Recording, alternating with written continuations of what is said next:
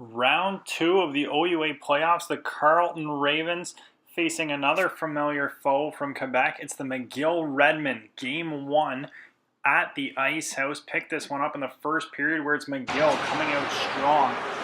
On the cycle, puck thrown to the net. Poulain will find the rebound and beat Francois Brassard. The Redmen have a lead just under 8 minutes into the period. They keep coming just over a minute later. Off Brassard's mask, Yamamoto buries the rebound. It's 2-0 Redmen. Second period with the Ravens down 2. It's the penalty kill, killing off a full-length 5-on-3 penalty. A couple block shots, a great save by Francois Brassard, and the Ravens would escape danger in this one. Jumping into the third period, still down by 2 on the power play. Ravens working the puck around. Burnside shot stopped, but it's Brogan O'Brien who takes the feed from Adam Chapman, and it's a 2-1 game. That wouldn't last long though. McGill would put game one out of reach late in the period. That's Michael Cramarosa in the slot beating Francois Brassard.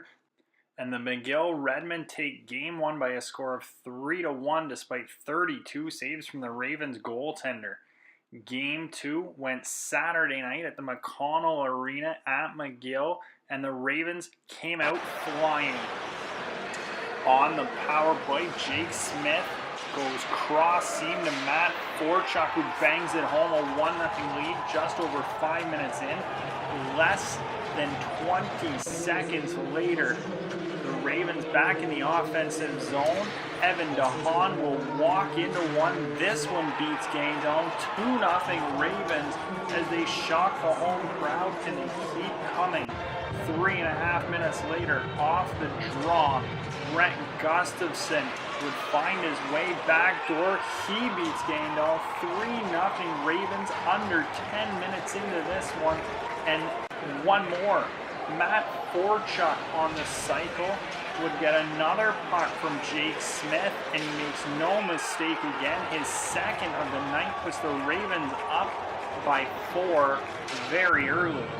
Before the period was over though, McGill on the power play. Brouillard's point shot finds its way through, and they get on the board.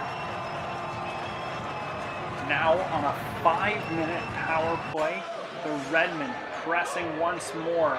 That's Duford Plant who finds this loose puck and bangs it in at the side of the net, cutting the lead in half. It's now 4-2.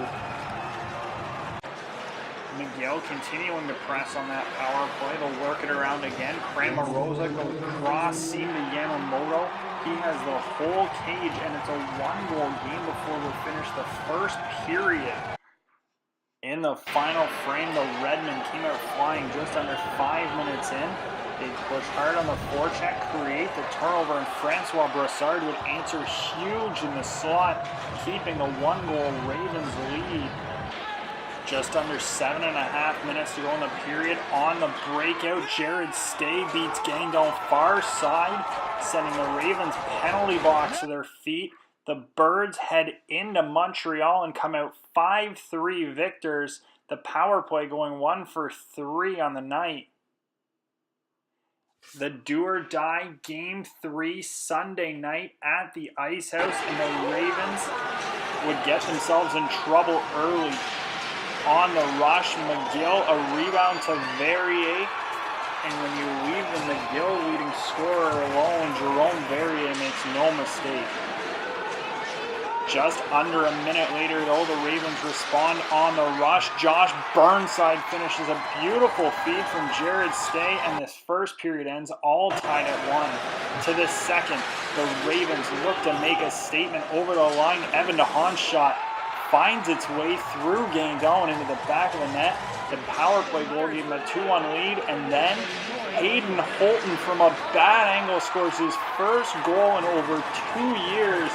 The captain giving the Ravens a 3-1 lead, which would not hold up in the third. McGill pressing on the broken play. Fournier all alone in front makes it a 3-2 game.